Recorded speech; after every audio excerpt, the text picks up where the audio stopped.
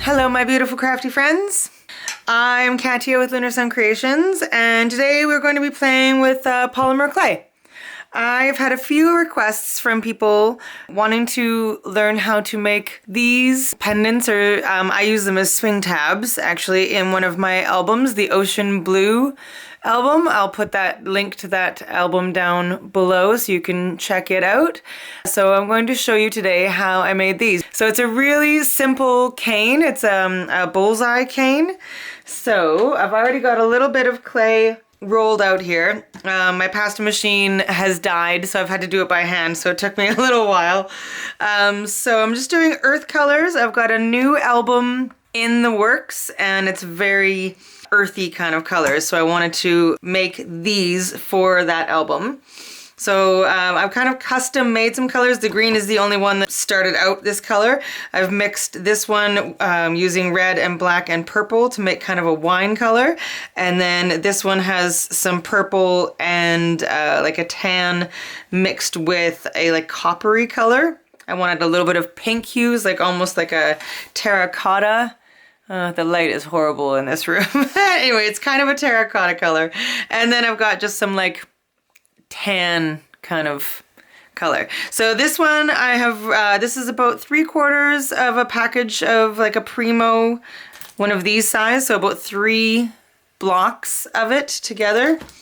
And I've just rolled it out and then kind of made it into a really fat sausage shape. All right. And so what I'm going to do is I am going to wrap this kind of sausage with these 3 colors. So I think I'm going to start with the lightest color first.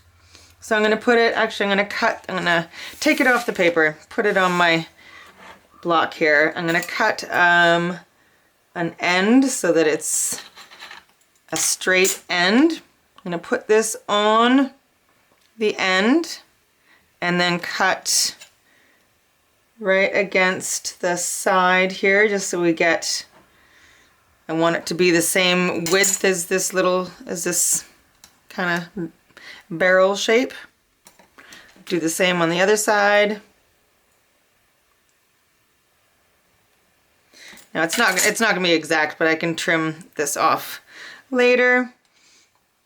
Okay, and then I'm just going to roll this, and you probably won't be able to see it in the camera, but there is a line there where because I rolled it up and over this edge, and it kind of creates a line, so I know exactly where to cut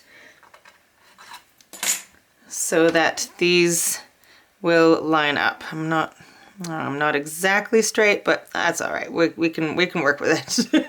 Okay, and then just kind of pinch the edges kind of closed there, and then I'm just going to trim off any excess that I have around the top here. I didn't go in a very straight line with this apparently. That's okay.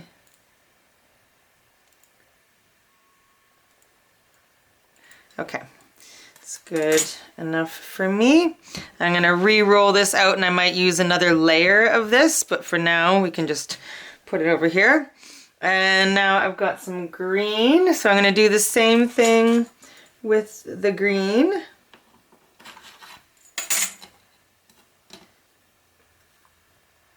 Actually, I'm gonna cut one side and then I'll line it up with that side.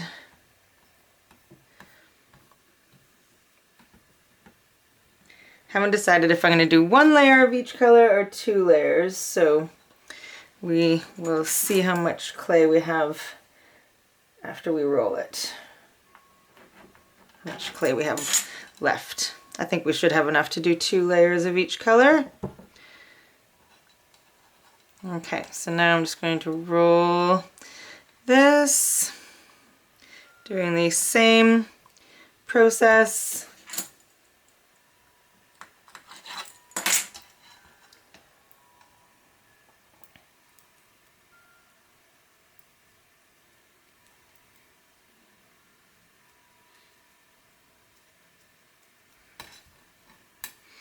Okay, so now we've got 2 colors around it, and I'm going to do the same with this wine color.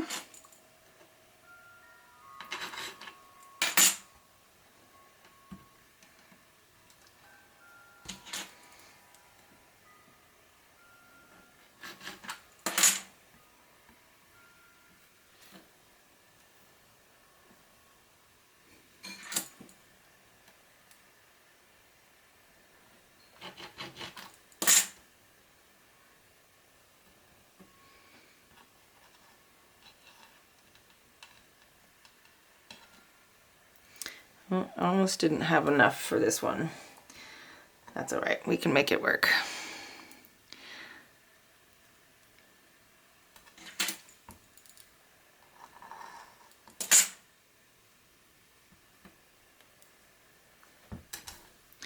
Okay, and now I'm going to roll these out again and do, I think I'm going to do one more layer of each.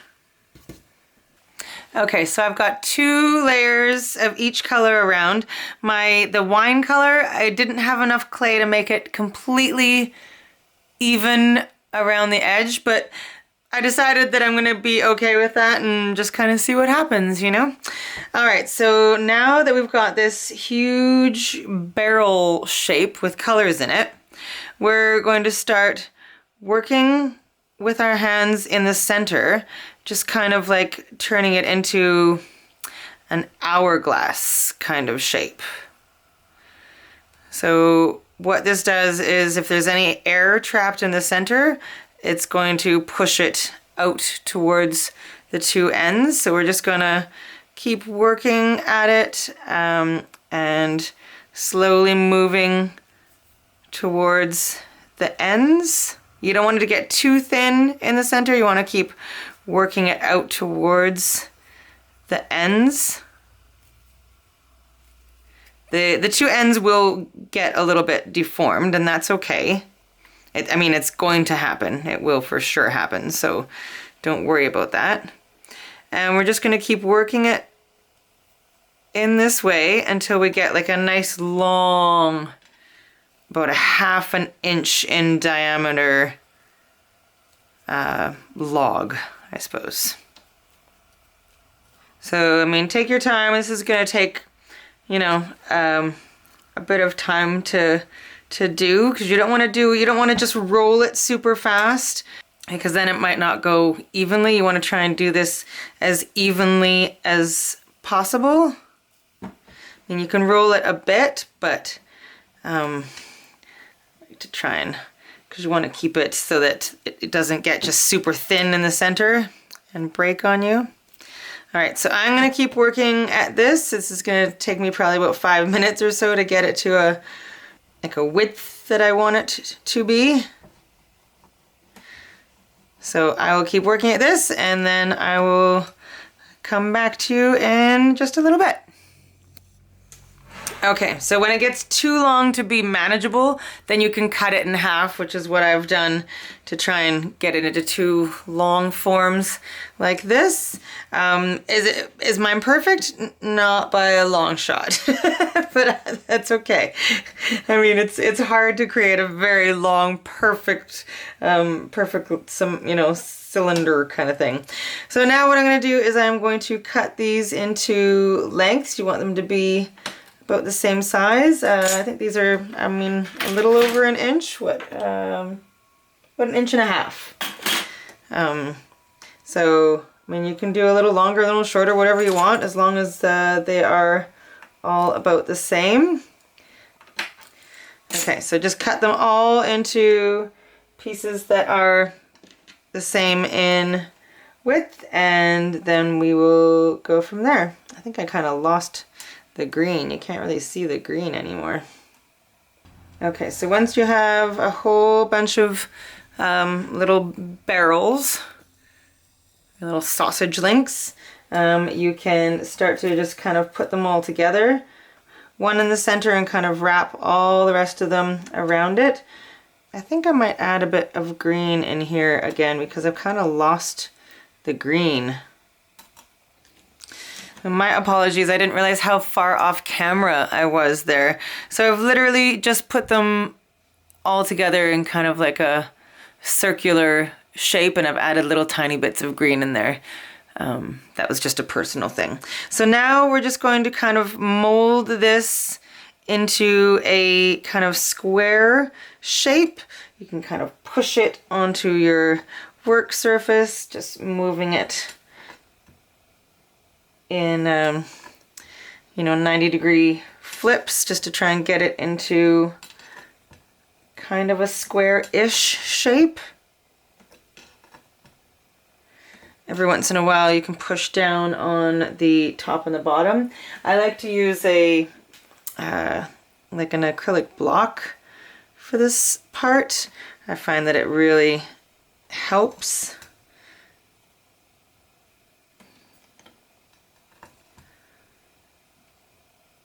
So you don't want to roll it at this point because you will kind of lose some of your definition of the shapes that you've created inside. So we're just going to keep going like this.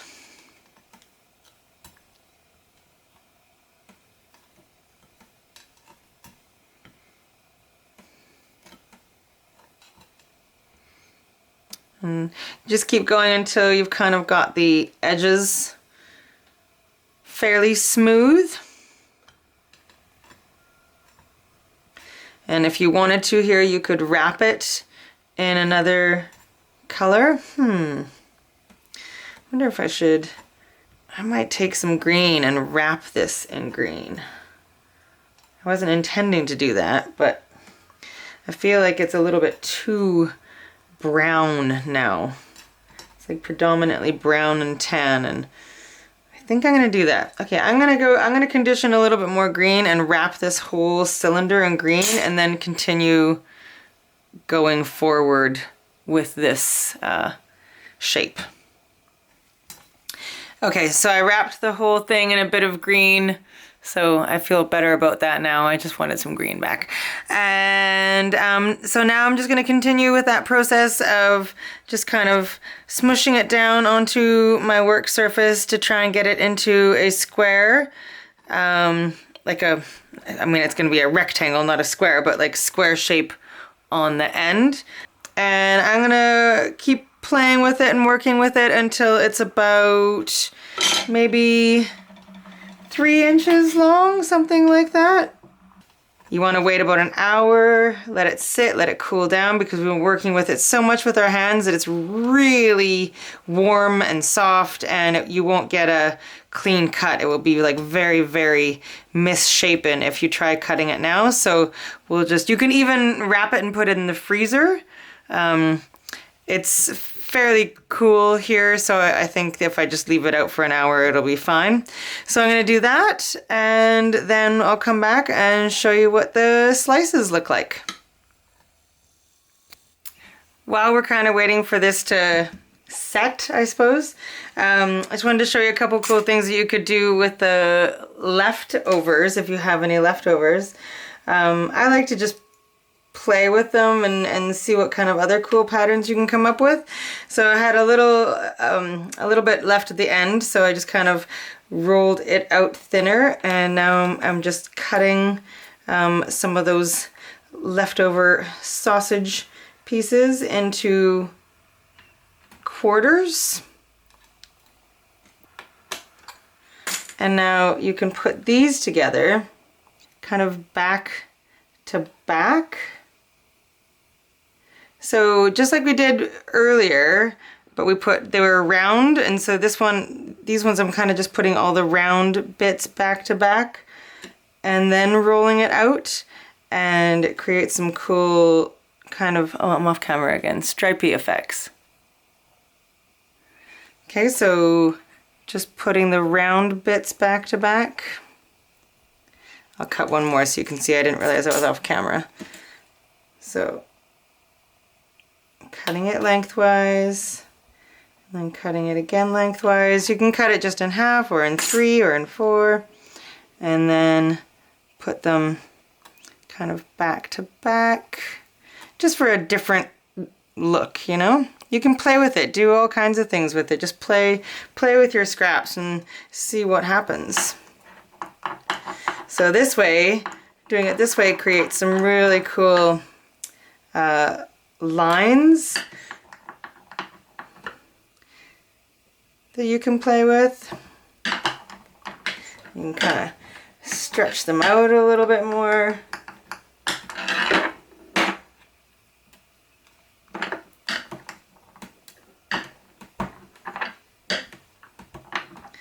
So there you've got some, you can do some like lengthwise pendants with that. I rolled out another one. It was a little bit even more dramatic.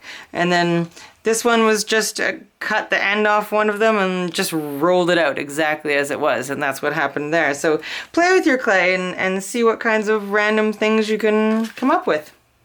All right. Okay, so this is sat for a little while. So now I'm going to take some slices, so have it sitting in front of you, and then we'll just slice down as even as you can.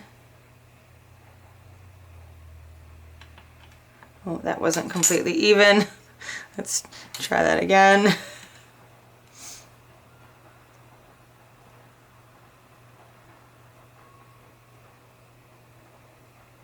That's a little better. And there it is.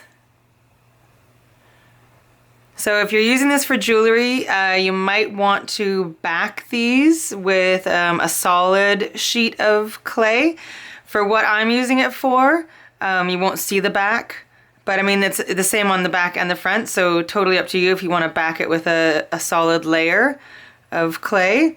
And now I'm just going to use just a little toothpick or skewer or something and just poke a hole, because I'll be using a brad to attach it. So just poke a little hole, and then we're going to bake it at 275 for about 15 minutes. So I'm just going to cut a bunch of slices and bake them, and then we'll coat them with some varnish. I'm going quite thick with my slices. You might want to go a little bit thinner. Actually, I might go a little bit thinner than what I was doing there. There we go. That's about perfect. So for my purposes, I'm going to go about, come on, focus. Focus, camera. There we go. So I want to go about that thin, but it's completely a personal choice. So I'm going to cut a bunch of slices and then we'll bake them. Another thing that you can do, just while I have one out here, this one's a little bit uneven, so I'm gonna roll this one out, and it stretches all of the little cells that are inside it.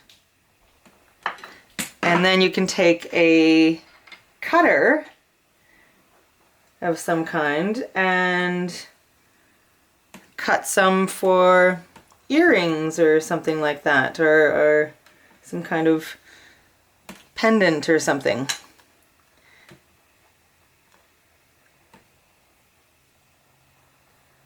So that's what those would look like. So then you don't have the green border anymore. So then you can use that for a pair of earrings or something. So just experiment, play with it. I mean, if it doesn't work out, then just roll it out again and do something else with it. Okay, so my pieces are out of the oven. This is what I have. A whole bunch of different shapes. These are some of the ones that I made from the scraps, where it was just the kind of lines, and then these ones are the ones that I kind of rolled out to make these little cells, I guess you call them, bigger. So I've got a bunch of different shapes. So my last step is to top coat them with some kind of varnish or gloss. I'm using this bright tone gloss. You could also use resin to top coat them, just to like bring the colors back to life and give them a little bit of shine. So I have a paintbrush that I'm just using primarily just for things like this. And I'm just gonna brush on. I'm gonna do the sides as well. and just to give it some shine again. This product is typically used to coat paintings, but it works for this just as well. So this is what I'm using. I have quite a bit of it, so but any kind of top coat, you could use a spray if you prefer, or just something to bring the colors kind of back to life, because it does dull a little bit. Oh, do you see how beautiful that looks once you've like put some varnish on it? Heck yeah. Alright, so I'm just going to coat all of these and let them dry. I'll probably do the back sides of quite a few of them as well later on, just so if I do make some jewelry out of some of them, both sides will be nice and shiny. So that is a simple bullseye cane and some scrap piece modifications. I hope you enjoyed this tutorial, and I hope you got something out of it and will give this a try. And if you would like me to do more clay tutorials, please let me know in the comments below, and I'll be sure to do more of those. I've got so many things going on right now. I've got a couple different albums coming up very, very soon. I finally got an order of bangle blanks, so I'll be doing a whole bunch of acrylic skin jewelry and some alcohol ink stuff on the horizon. So I have a lot of projects kind of in the works. So if you haven't subscribed to my channel already, please do so, because so many things are coming. And lots of different things as well. A lot of variation in projects is coming your way. Alright, and last one, get some varnish on there. And I'll probably do about 3 thin coats of this and then do the backs. So look how much, I don't know if you can see how pretty the colors are and how much they shine now that you've got a little bit of varnish on there. Alright, so that is that. I will see you again very soon, folks. Have a beautiful day and find that rainbow. Bye!